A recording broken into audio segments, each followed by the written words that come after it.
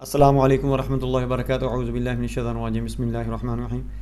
आज मैं आपको बताऊंगा एक बहुत ही सीरियस किस्म की और बहुत ही कॉम्प्लिकेटेड किस्म की बीमारी है जो ब्लड के मुतल्लिक़ है और उसके लिए बहुत ही लोग परेशान हैं और बहुत से ही उसके अंदर कॉम्प्लिकेशन पैदा हो जाती हैं, पेचीदगियाँ आ जाती हैं।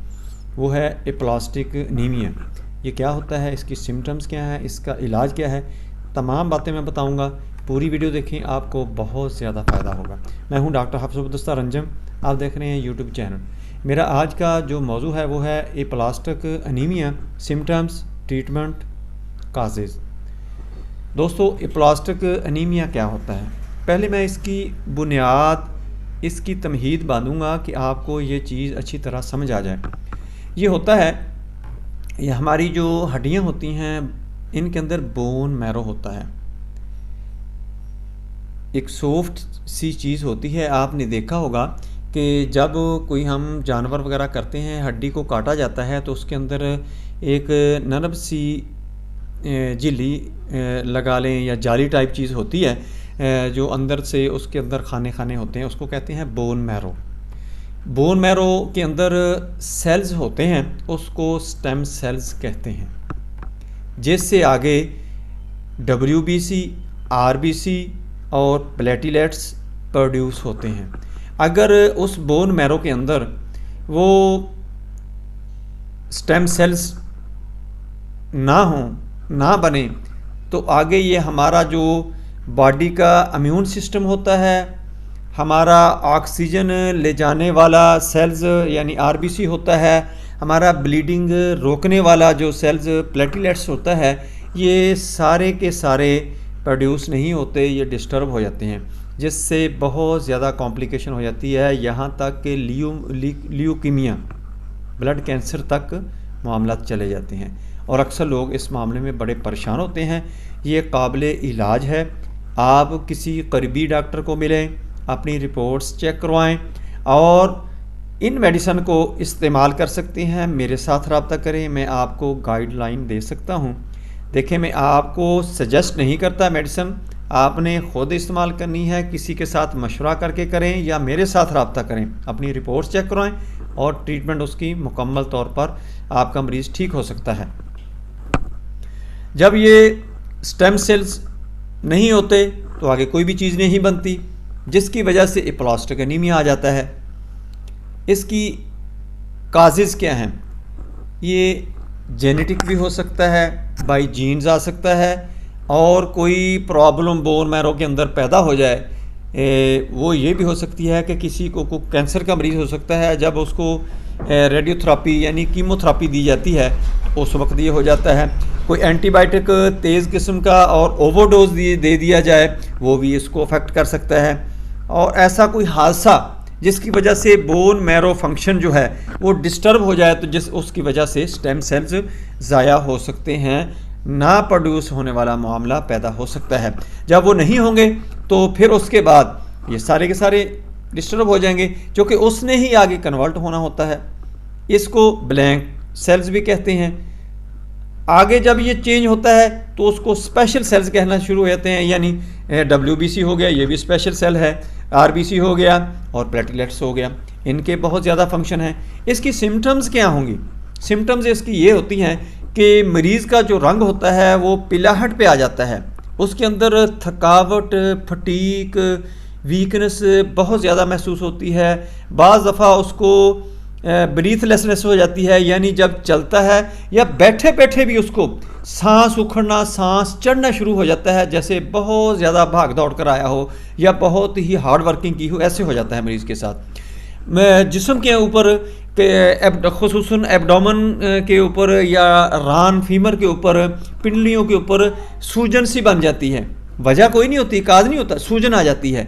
ये इसकी सिम्टम्स होती हैं। चूँकि RBC कम होता है, उसकी वजह से ओडीमा टाइप सूजन आ जाती है।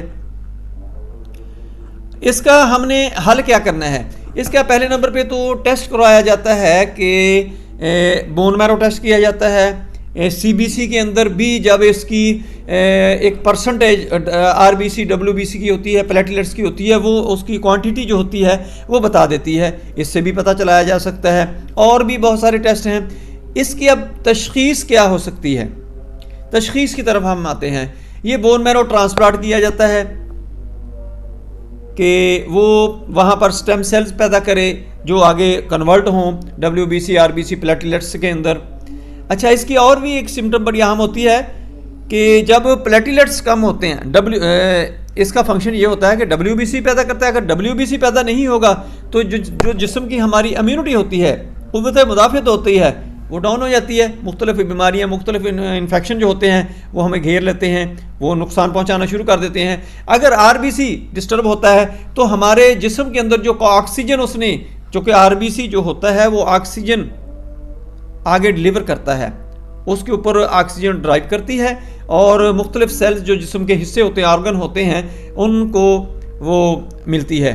तो हमारा ऑक्सीजन डिसऑक्सिया नहीं होता, ऑक्सीजन की कमी नहीं होती। अगर प्लेटलेट्स कम हो जाते हैं तो फिर ये होता है कि जो क्लॉटिंग वाला सिस्टम होता है जिस्म के अंदर, यानी हमारे अंदर जिस्म के अगर कहीं ब्लीडिंग शुरू हो जाती है, नाक से आना शुरू हो जाए, जिस्म के किसी हिस्से से, कान से, आँख से, मुंह से, मसूड़े जो होते हैं, गम्स होते हैं हमारे, इनके अंदर से आनी शुरू हो जाती है। औरतों को मेंसेस का प्रॉब्लम आ जाता है, या किसी को मकद एनस से आना शुरू हो जाती है। मुख्तलिफ जिस्म के मुख्तलिफ हिस्सों से इंटरनल भी हो सकती है, ये एक्सटर्नल भी हो सकती है, इसलिए ये बहुत ज़्यादा कॉम्प्लिकेशन पैदा कर देती है।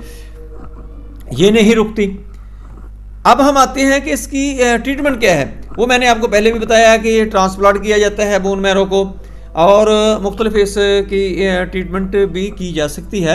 लेकिन आपको मैं बहुत ही आसान, बहुत ही ज़बरदस्त, बहुत ही ईजी ट्रीटमेंट बताने लगा हूँ। इसको नोट कर लें और इसको इस्तेमाल करें। आप बिल्कुल, आपका मरीज़ 100% ठीक हो जाएगा इंशाल्लाह अल्लाह की मेहरबानी से। पहली मेडिसिन जो है वो है फास्फोरस। फास्फोरस नियाब किस्म की मेडिसिन है इस काम के लिए। बोन मैरो के अंदर कोई फंक्शन डिस्टर्ब हो गया है जिसकी वजह से स्टेम सेल्स पैदा नहीं हो रहे, आगे दूसरे सेल्स जो हैं WBC RBC प्लेटलेट्स वो प्रोड्यूस नहीं हो रहे, तो फास्फोरस को आपने नहीं भूलना। खुसूसन प्लेटलेट्स जब बहुत कम होना शुरू हो जाएं तो फास्फोरस को आपने 30 ताकत में लेना है और इसके सुबह दोपहर शाम मरीज़ को 5-5 कतरे देने शुरू कर देने। वो मरीज़ इंशाल्लाह ठीक होना शुरू हो जाएगा। उसका बेसिक जो होगा प्रॉब्लम, वहाँ से वो ठीक होना शुरू हो जाएगा। इसके साथ दूसरी जो मेडिसिन है वो है ट्रेलियम। ट्रेलियम जब ब्लीडिंग रुकती नहीं है, बहुत ज़्यादा आती है, तो फिर आपने ट्रेलियम को याद रखना है। ट्रेलियम मदर टिंचर आपने लेना है, सुबह दोपहर शाम इसके 10-10 कतरे 2 बूंद पानी के अंदर आपने डालने हैं और उस मरीज़ को देने शुरू कर देने हैं। इसके साथ तीसरी जो मेडिसिन मैं अपने क्लिनिक के ऊपर इस्तेमाल करता हूँ, यही मेडिसिन मैं मरीज़ों को देता हूँ, अल्हम्दुलिल्लाह मरीज़ ठीक होना शुरू हो जाते हैं, वो है एपिकाक मदर टेंक्चर। एपिकाक मदर टेंक्चर को आपने नहीं भूलना, वो आपने इस्तेमाल करना है और उसके भी आपने 10-10 कतरे इस मरीज़ को देने शुरू कर देने हैं। ये तीनों मेडिसिन आपने ले लेनी है और तीनों ही मरीज़ को इस्तेमाल कराएं। इंशाल्लाह आपका मरीज़ जितना भी कॉम्प्लिकेशन में होगा अल्हम्दुलिल्लाह अल्लाह के फजल से ठीक हो जाएगा। दोस्तों, मेरे पास जितना नॉलेज था मैंने उसके मुताबिक आपको बता दिया है। अगर किसी के जहन में कोई कमेंट हो, कोई अच्छी बात इसके मुताल्लिक बता सकता हो तो वो मुझे कमेंट कर दे, या कोई सजेशन देना चाहता हो तो दे दे। इससे आगे जो है वो अगर मेरी वीडियो पसंद आए तो इसको लाइक करें, शेयर करें, बेल आइकन को प्रेस करें, मेरे चैनल को सब्सक्राइब करें। अपना ख्याल रखें। Stay connected, stay happy, stay healthy. अल्लाह हाफिज़। अस्सलामु अलैकुम वरहमतुल्लाहि वबरकातुहू।